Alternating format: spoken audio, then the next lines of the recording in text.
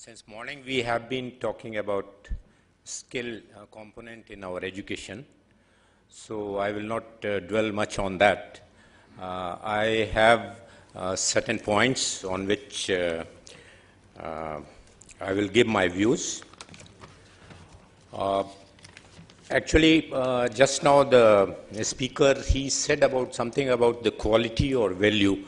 So quality and quantity both are required to meet the national goal of economic development. We can't say only quality will do. We have 18 million students in our higher education now, and as per the government plan 12th, by 12th plan end, we will have 25 million students in our higher education. And that makes the biggest education system in this planet Earth. But the sad part is that in quality we are lacking, and I will touch upon various aspects which I feel will bring about quality in education. With so many universities, which are now about 654, and National Knowledge Commission demands that it should grow to 1,000 universities by 2020. With these many numbers, if you look at world ranking, none of our universities, none of our institutions figure in first 200. And one or two institutes which figured about 2 years back, they have also come down below 200. So that is the present scenario about the quality. And in that quality, there are various aspects which I will touch upon. One is, which has already been dealt, that our education system is knowledge intensive and not skill intensive. And there is a lot of things being said and plans being made. Prime Minister himself says that he wants 500 million skilled professional by 2020 to meet the economic growth requirement. And ISECT University, you must have seen the first presentation. We have gone in a big way to deal with this problem. This is one aspect. The UNESCO document says that education has 4 pillars: learning to be, learning to know, learning to do, and learning to live together. Unfortunately, our emphasis has been on learning to know, and all other 3 pillars have become weak, and this has to be strengthened. At higher education, the skill development has to take place. ISECT University, in ISECT University, we have introduced from this academic session 2 minimum skills will be required for any graduate to pass out. He will have to complete minimum 2 skill certification. Then the next point is research and innovation. In research, we talk about the number of research, but the meaningful research, if you look at, meaningful research means the research which should be to the benefit of the society, to upgrade the technology, to do good to the people. In that, I think there is some where we are lacking. And innovation is another area. The Knowledge Commission has decided to name 15 universities as innovative university. So that is the requirement to bring up the quality in research and innovation. In ISECT University, we have given a lot of motivation for taking the meaningful research.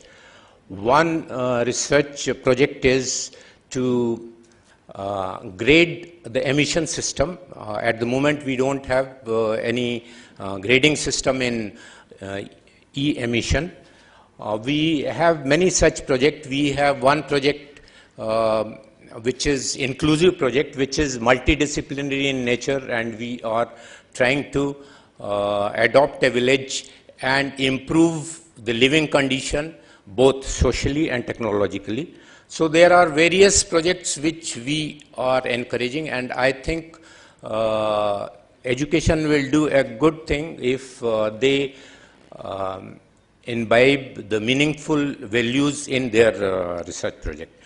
The next point is the mismatch in job market.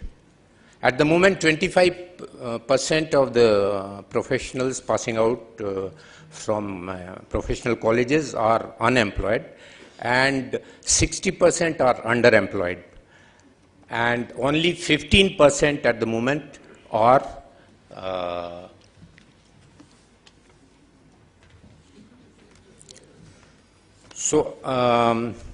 I've been asked to quickly go through. So I will come to the most important point which I want to discuss is the governance of technical education system. At the moment, if you look at the governing system of technical education, a university, how many institutes and how many students it should handle? Is it right to a university to handle 4 lakhs students, 3 lakhs students? Geographically, how much spread it should take?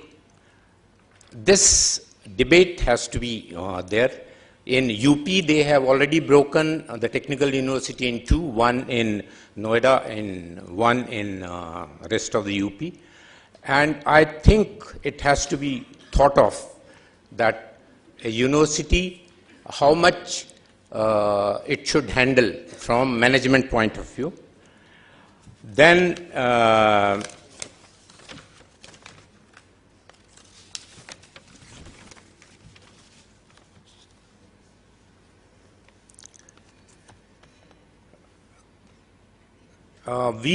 have one more point which I wanted to bring about is that for education administration, if we have so many million students in this system, we have so many lakhs of the teaching force and supporting force, shouldn't we have a cadre of technical education administrators, like if we can have for telecommunication, if we can have for railway service, if we can have for Indian administrative service, why can't we have a cadre for administration of technical education system? And why can't there be a forward thinking in our rules and regulation? Why we are going only by the written words and not by spirit? Why should we have only 50 acres of land or 10 acres of land and only so many professors, so many lecturers? Why can't we grow vertically? Why can't there be a forward thinking in our rules and regulation? The regulating body, why can't it take role of a mentor, a counselor, and a facilitator? And these are some of the aspects. I had many more aspects, but since time is short, I will finish it at that.